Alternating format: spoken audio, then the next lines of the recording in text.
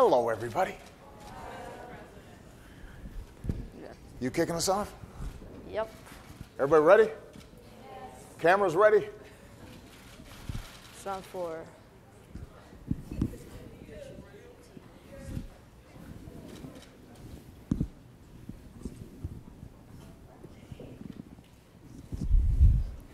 Good morning, everyone. My name is Usman Yahya, and I'm a 6th grade student at Bennett Middle School in Salisbury, Maryland. Welcome to the White House and Discovery Education's Of the People series. We are live from Anacostia Library in Washington, D.C., with students from Kramer Middle School and Brightwood Education Campus. Yay!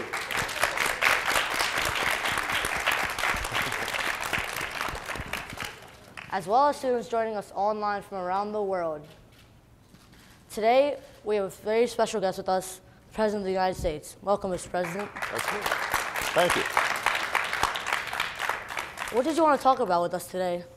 Well, we are in an outstanding library, part of the DC library system, but what I really want to talk about is how we can harness and take advantage of the amazing technological revolution that's taken place to help young people learn, to help young people succeed, help young people read, and ultimately help young people be able to get great jobs and start their own businesses and do great things. And so that's why it's wonderful to be with all the young people here today. And Usman, I want to thank you for being our host. Thank you. Very cool young guy, by the way. You know, I've had a conversation with him already, and he's going to run a tight ship during our little town hall meeting here. Two other people I want to acknowledge, though. We've got our Mayor of Washington, D.C., Muriel Bowser, who's here. And we have the Superintendent of Schools for Washington, D.C., Kaya Henderson, is here. So a while back, about a year and a half, 2 years ago, we announced something called Connect Ed. And the idea was pretty simple. It turned out that in most schools around the country, people had a connection to the internet. And there were computers in the classrooms. But a lot of times, you didn't have the kind of connections and wireless and high-speed broadband that would allow you to pull up information really quick on the computer. Or if you were in class, you might have to wait in line to use all the computers.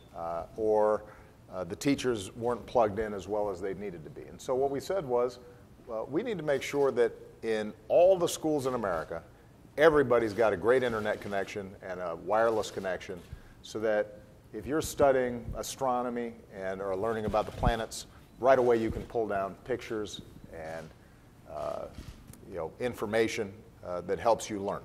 If you are learning world history and you want to know about ancient Egypt, right away you can start looking at how the pyramids were built and read about that and create presentations off the internet. And so what we did was worked with a bunch of different people, both companies, private sector, but also government and what's called the FCC, this is the organization for the federal government that's in charge of making sure that phones and smartphones and television and all that stuff works properly. And we made a commitment that we would start putting billions of dollars into schools all around the country so that all the schools, 99% of the schools, would have high-speed internet connections. And we're well on track to do that. So I'm really excited about that. But you also have to make sure that even if you've got a good internet connection, that we've got libraries and schools that are getting resources, especially around reading and around books. And I'm somebody that when I was young, I used to love libraries, used to love reading. I still love reading, but these days, the stuff I don't get to read for fun as much as I do for my work. And so I've got a couple of announcements today where we've got some amazing organizations, libraries from around the country. The New York public library system in particular is taking the lead on some work. to make sure that working with book publishers, we're going to provide millions of ebooks online so that they're available for young people who maybe don't have as many books at home, don't always have access to a full stock of reading materials. They're going to be able to get about $250 million worth of books online, and we're also creating new apps, new applications that allow people to pull down more information and more books. And I just want to thank all the publishers who are making all these books available, and I want to thank the libraries and the schools that are making all these books available.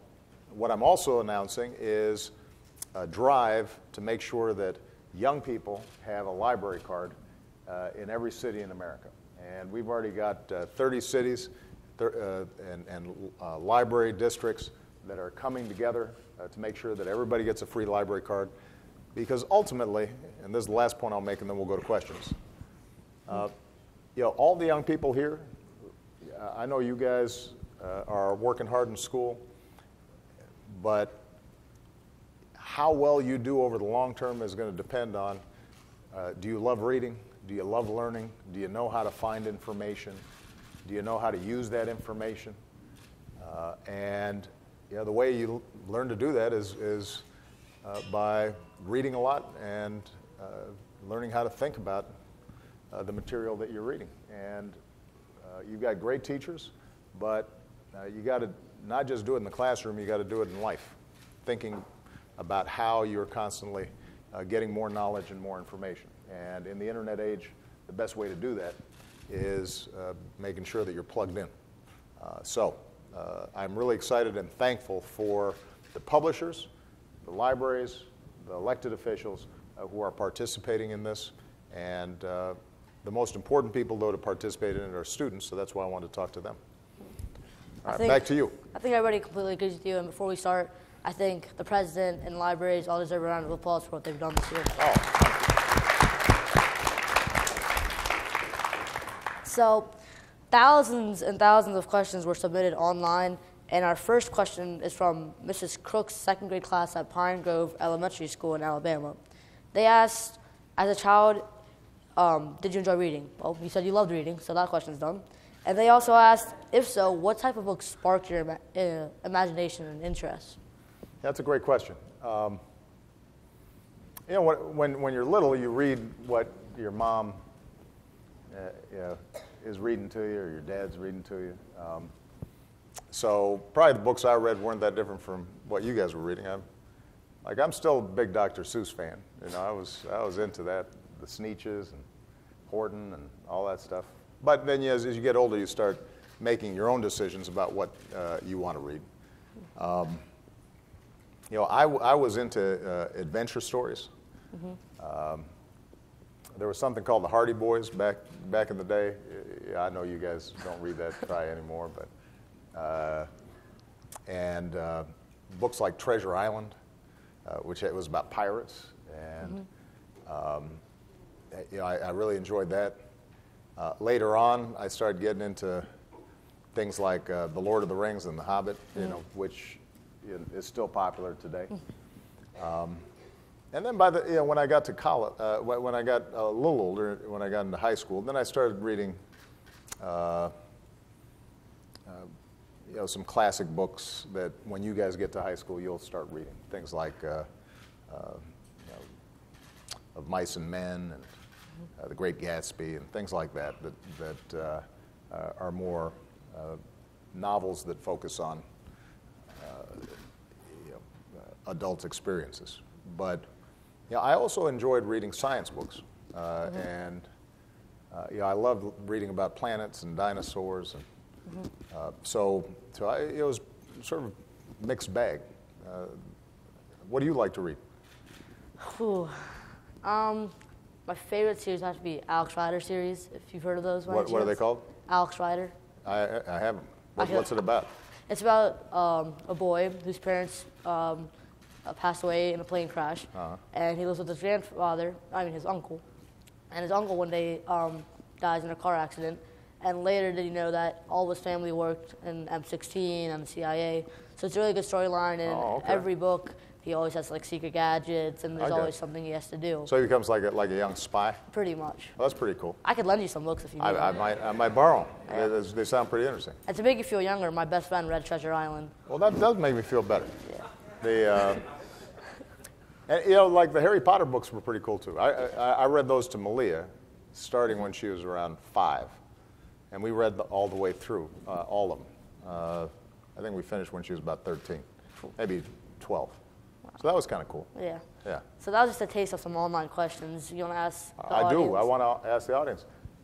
Who's got a question? This young man right here. What's your name? I'm Daryl. Oh, Daryl, hold on a second. We're going to get a mic so everybody can hear you. Mr. President, when you were young in high school, my question is, what did you study in school?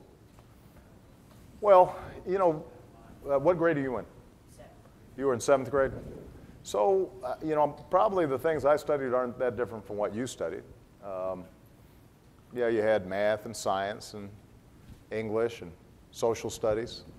And we had art and music, which sometimes is forgotten about, but is really important too, because you learn a lot through the arts.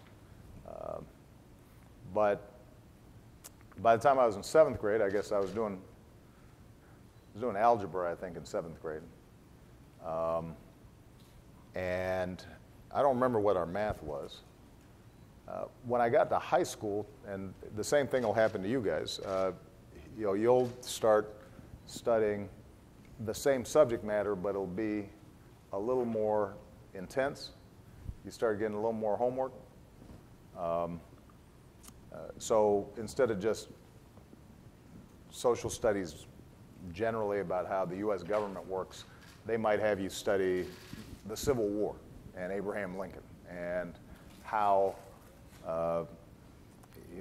that war ended up shaping America, and how it affected race relations when the slaves were freed, and what happened in the South when segregation came back. So you'll study the same things, but you'll just kind of go deeper into it. But do you have a favorite subject that you like? Science? Yeah. So in science, there are all kinds of different types of science. And typically, when you get to high school, you'll do some chemistry, you'll do some biology, you might do some physics. And one of the things we're really trying to encourage is more young people studying math and science, because we live in a technological age, and you got to know a little bit about math and science. Not everybody's going to be an engineer, but everybody should know sort of the basics of how the world works, and how, if you're using a smartphone, how does that work?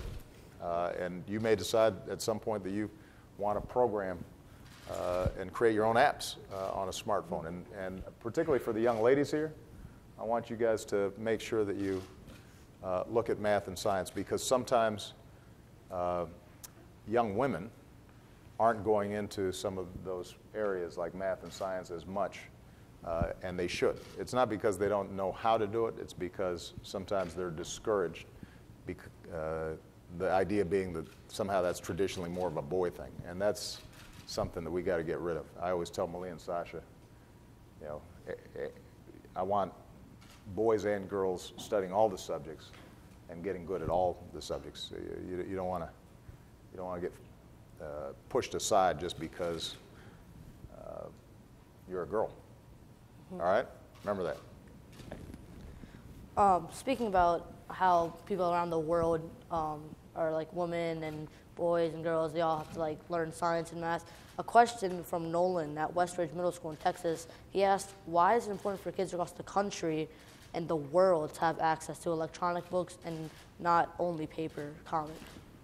Well, I love traditional books, right? So we're here in the library, and I still, when I have a book that I love turning the pages and reading it. And when I was a kid, when I was reading, sometimes I'd write and take notes in the margins, and I still have old books where I could see things I underlined. And it reminds me of how you learn. But the truth of the matter is we live in a digital age. How many people here have a smartphone? Right? So a lot of you do, and if you don't have one now, you're going to probably get one at some point. And so you're texting all day, and you're looking at Vines and Instagrams, and you're looking at like Grumpy Cat or some video of your favorite singer, rapper. And so more and more information is coming through in digital form. And what that means is that we want to make sure that that becomes a tool, not just for entertainment, not just for talking to your friends, but also for learning. And the good thing about ebooks is that it's really easy to carry. You don't have to have a library full of books in your house to be able to suddenly have access to every book in the world, potentially. And for a lot of people, they may live in a home where they don't have a lot of books. Books can be expensive. Your parents may not be able to afford buying a whole lot of books. But if we're able to set up, because of these publishers and because of the library system, a way in which people can pull all these books down just through the internet, suddenly that can even things out between poor kids and rich kids. Everybody's got the ability to learn. Everybody's got to have access to information. Now, the one thing I got to say, though, is we're really proud of what we're doing to make technology available to kids everywhere. But ultimately, you still have to have a hunger for learning in order to learn. You got to want to learn. You got to be curious and interested in how does the world work, or who is Shakespeare, or why is it that the Earth rotates around the sun. You've got to be interested in those things and want to learn in order to learn. You can have the nicest computer in the world and the best books in the world, but if you're lazy and sitting around just playing video games and not really interested in it, well, you're probably not going to be a great student. And if you are curious and interested in learning, you're going to make sure that you figure out a way to learn no matter what. So we want to make sure that you have the best technology and the best information, but ultimately the most powerful engine for learning is between your ears, and the attitude that you have about learning. I think attitude and using your brain is really important. And I think the audience, just listening to what you're saying about how ebooks are important and how regular books, they sort of change how people think of each other between rich and poor kids. So I think the audience might want to ask you something about why this is happening and why that might be. Okay, well, let's see what kind of questions we got. Young lady right here, what's your name? Jayla. Hey, Jayla. What inspired you to be president? I'll tell you, Jayla, how old are you? 12. You're 12? When I was 12, I didn't want to be president. I think when I was 12, I was thinking about, first I wanted to be an architect for a while and build buildings, which I thought would be design buildings. I thought that would be really interesting. And then for a while I thought I was going to be a basketball player, but I wasn't that good. I was pretty good. I played in high school, but I wasn't going to be good enough to play pro basketball. Then I thought about being a lawyer, and I did end up becoming a lawyer. But I think it wasn't until I was in college that I really started thinking about what I want to do with my life. And I realized that the people who really inspired me were people who were giving something back to the community or making the neighborhood better. And I was really inspired by the civil rights movement. A lot of people have heard about Dr. King and You guys in school see the I Have a Dream speech, and that's all important. And Dr. King was one of our greatest leaders of all time. But the reason that the civil rights movement worked, so that we ended segregation and people could go to school together and sit at a lunch counter together, and segregation eventually went away, was because of the work of all kinds of ordinary people. Nurses and bus drivers and maids, who started marching, and they met in churches, and they let the country know that they were being treated unfairly, and showed the world and the country that everybody should be treated with dignity and respect, and you shouldn't be judged based on your race. And I was really inspired by that. So I thought to myself, well, how can I do that kind of work? And that's the work that I did before I even went to law school and got a law degree. And in some ways, that's how I got into politics and eventually being an elected leader, was trying to figure out how I can be helpful to people. And the good news is that you don't have to be a politician to help people. There are a lot of people here in this neighborhood who are teachers, and that helps a lot of people. You probably have a teacher who's really an inspiring teacher. You like her, that teacher, and they're making you try harder and learn more. And well, that's an incredible contribution. You might have somebody who's working in a church and helping to feed homeless people, maybe helping them get housing. That's really important. So that's what inspired me. And then it turned out I was, pretty good at it. Pretty good at it. And eventually I had the opportunity to run for president. But I'll be done being president in a couple of years, and I'll still be a pretty young man. Not compared to you guys, but I'll still be pretty young. And so I'll go back to doing the kinds of work that I was doing before. Just trying to find ways to help young people get educations, and help people get jobs, and try to bring businesses into neighborhoods that don't have enough businesses. And that's the kind of work that I really love to do. And also, before we get another question from the audience, since you're talking about people doing what they want to be, how you started out being an architect, or you wanted to be an architect, and you were a lawyer, then a president, and how it's never too old to be something that you want to. A little birdie told me that you were an author and you wrote a book. I wrote 2 books. Could you talk about that to them? Well, I wrote, my first book was about me growing up and what my life was like. And my dad left when I was very young, so I never really knew my father. And I was raised basically by my mom and my grandparents. And so my first book was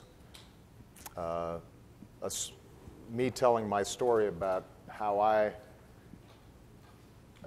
made sense of the world not knowing my dad, and then eventually kind of tracing back and finding out who my father was and what had happened to him, because he had come from Kenya. That's where I got my name from, and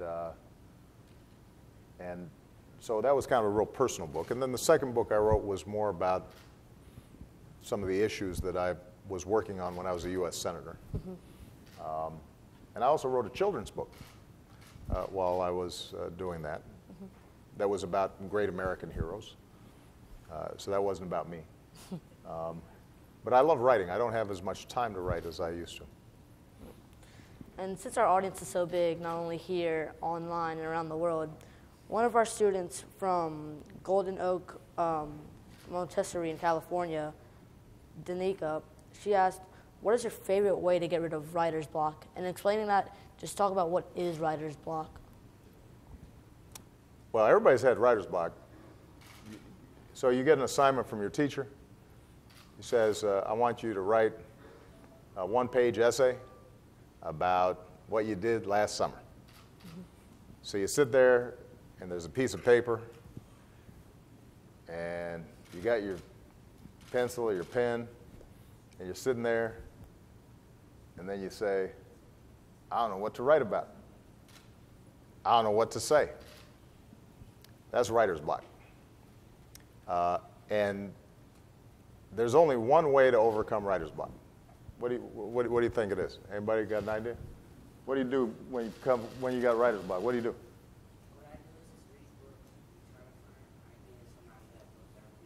Well, that's interesting. So there's the idea of reading books to give you ideas. That's one way of doing it. What I do is like I brainstorm before I even start my draft. So you just sit there and brainstorm. Kind of think about, okay, what ideas might be interesting. Anybody else? Yeah. What's your name? Oh, let's get a mic on you. I want to. What's your name? Paula. Hi, Paula. Are you 12 as well? No, I'm 13. 13. What I do is I listen to music. Yeah. Does it matter what music it is, or? No, it doesn't. Yeah. So, but it kind of loosens things up a little bit, makes you a little more relaxed. Yeah. Yeah. Well, I think so those are all good strategies. But ultimately, the one way to get through writer's block is to just write something. I mean, the reason you get writer's block is because you're trying to write something really good. But I don't know if your teachers have sometimes told you that sometimes the best thing to do is just to start putting some things on paper, even if it's not good, but at least it makes you kind of get going. It's not as intimidating if the page isn't blank, right? If you've already got something on paper, you can just kind of scratch out ideas and write down anything that comes to your mind, and then you can sit back, maybe listen to some music, take a break, take a look at it and see, okay, which one of these ideas I had are good, and then you can start outlining it. But look, I still get writer's block sometimes. Sometimes I have to write speeches, big speeches, and I'm sitting there and I'm thinking, I don't know what I want to say. Or sometimes I know what I want to say, but I don't know how to say it or how to start it, right? But you can't be afraid of that. You just, a lot of times the reason people get blocked is because they're worried that what I'm going to do is not going to be that good. Well, nothing is very good the first time you do it. Your first draft, everybody here has been learning how to, in your English classes, that you write drafts, right? You try something, you write it the first time. Listen, even the best writers, usually it's not that good the first time they write it. Yeah, and I think you sort of covered everything about that question. Okay, you think I've just kind of, Usman thinks I've been talking too long. No, I think you just... No, well, let's move it along. I got you. So, speaking of writing and how, I know, who here has written something in the past month in their reading class? Okay, I think everybody's hands up. I wrote something in the last month in my reading class. Okay. And I think some students here in the back maybe might have a question on like how you get started and just like how books are going to help them in life later on in their writing skills.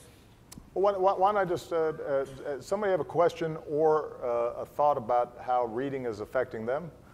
I'd be interested in that. Or they could tell me how technology in your classroom and computers, how you're using them. Are there problems in your classroom sometimes with not having enough resources and connections? Yeah, I'd just be interested in how you guys are using technology and reading in schools. So, did you have your hand up earlier? Yeah? No? I thought you did. Okay, this young man right here? Good. Introduce yourself. Oh, I'm Antoine. Antoine? The way I use technology in my art classes, sometimes I get art block a lot because I stress out because I'm just thinking about how I'm going to do it, and I have it in my head, but I just can't put it on paper sometimes. Right. So some things that I do is like I ask my teachers, can I like use their computers to like just look up random things about art and different styles. Well, that's interesting. So so you might, pull up some painting by Picasso or something, or you might look at some graphic design, and it would just kind of help you get going. Yeah, and pretty inspire much. you a little bit. Yeah. Do you want to be an artist when you get older? Yes. Yeah. What do you like? All kinds of different art, drawing, painting, sculpture. Or there's particular kinds of art you like to do? For right now, I'm just working on drawing. Just drawing. Well, that's the base. That's the base for a lot of art that you can do later. Anybody else want to talk about sort of how they're using technology in the classroom? Or I'm going. You've been talking some good, and I really appreciate it. This young lady right here. What's your name? Hold on one second. Let's get a mic so we can all hear you. My name is Sheree. Sheree? In our school, we have something called the blended learning model. Okay. Like for 30 minutes of the day, we're on our computers on Brain Honey, like working at our own individual pace. Right. And for the other 30 minutes, we're talking with our teachers and getting other information on the topic we're on in Brain Honey. Okay. And are you using that for all your different topics? Math, science, English? And how, when you're doing individual study, are you working with that computer the whole time? They're doing most of the work on the computer? Yeah, don't mostly work in different projects. Like for computer class, we type PowerPoints, and sometimes we'll start using Excel. And like in math class, we'll it'll have like visuals of what we're learning and things Right. like that. That's great. And is there a computer for every student? Yes. Okay, so you don't have to like wait and use it. So that's a great example, thank you. And that's exactly why we want to make sure every school is able to do just what you described. Because the good thing about having computers and this kind of model of learning that you just described is if you're just sitting there and somebody's just doing all the talking, that can be boring sometimes, right? But if you're there doing problems and projects yourself, and then you talk to the teacher about the things you've done, and then you talk as a group, it keeps you more engaged, keeps you more interested. Okay. If anyone has a last question they want to ask. Any other questions? Yes. Hold on a second. Let's get a microphone. Hello, Mr. President. My name is Mulugeta. I have one question for you. Go ahead. Actually, two. All right. What's your favorite subject? And In what subject were you best? that's interesting. When I was your age, I was actually best at math and science. But as I got older, the subjects I loved the most were English and history. So I still enjoyed math and science, but I loved hearing about other people's stories. I loved hearing about how people lived, what happened, and I liked reading about it in fictional form, in novels, but I also liked reading about what actually happened in history. And that's why by the time I got to college, I ended up majoring in political science, but a lot of that was history and how government worked. And then I had a minor in English, so I ended up reading a lot of books as well, fiction. What's your favorite subject? Social studies? Okay. Well, we're sort of on the same wavelength. Anybody else have a last question? This young lady, you get the last question. Here we go. What's your name? My name's Hannah. Hey, Hannah. What kind of technology did you have when you were in school? Oh, that's a great question. When I was in school, we had pencils. And we had pens, and we had some colored markers, and erasers, scissors. We had rulers, staplers. No, I'm serious. We didn't even really use calculators that much until I was pretty far along in college or in high school, and nobody had a computer in school.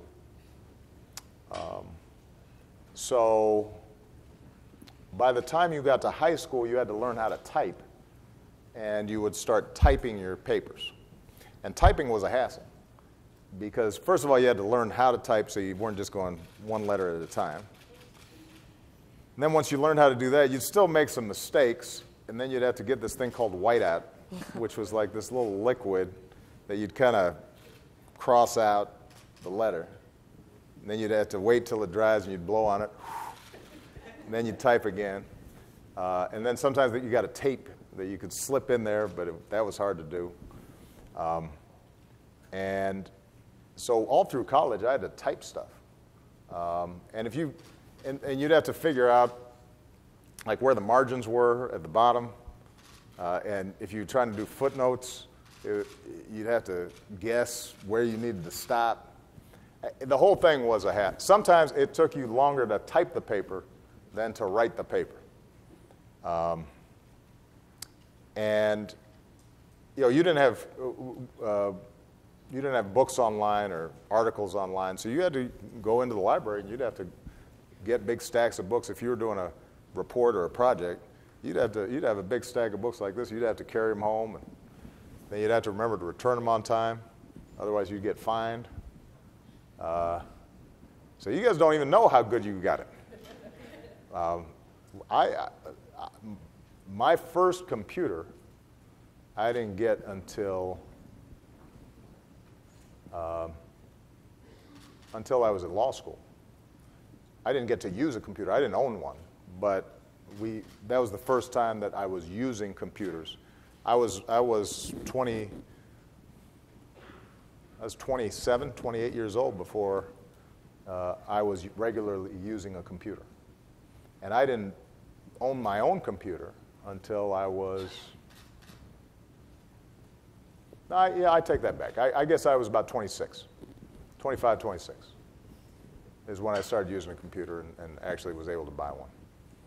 So that just shows you, how much more information you have at your fingertips and how much faster you can learn than old people like me. But you got to take advantage of it. Remember what I said. We're going to make sure that every school has computers and every school has the kind of internet connections so you can pull up stuff fast. And you guys are part of a generation that can learn more faster and get information from around the world better than anybody in human history. You've got more information available on your phone than the great scholars of the past had in the biggest libraries in the world. You got more just right there in that phone you got in your little back pocket. But you still got to take advantage of it. You still got to want to learn. You got to want to read and be curious. And if you do, you guys are going to be incredible leaders in the future. All right?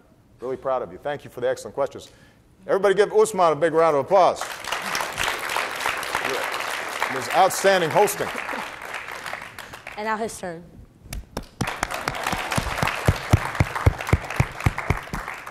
Thank you very much. You did a great job. Thank you. If you have final words you want to say? No, I just want to say you guys are great.